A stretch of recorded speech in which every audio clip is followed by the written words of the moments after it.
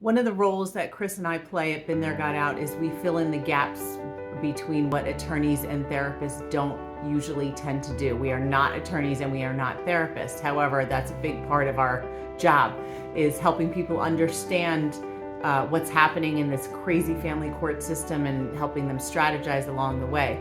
So one thing that comes up all the time is, how do I handle when a child is sick? If a child is sick, often a reasonable person will let the other parent know, and the child will be able to stay home and they'll figure out a way to make up the access time.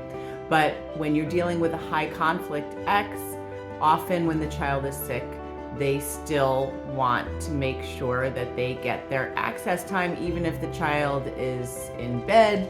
And we have been told by attorneys that if that child can get out of bed and walk out of the house, then that other parent is supposed to have their access time. So be really careful, because we've seen people keep their kids home when they're sick, when the other parent wants to see them, and get in trouble with the legal system. Another thing I remember an attorney told me regarding this topic is that just because you have the child and the child is sick with you doesn't mean that the other parent shouldn't have the opportunity to show that they too can care for a sick child.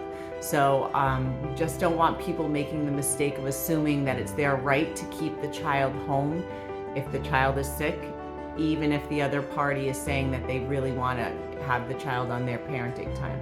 So again, hope this is helpful, and if you're dealing with issues like this, then please feel free to get in touch.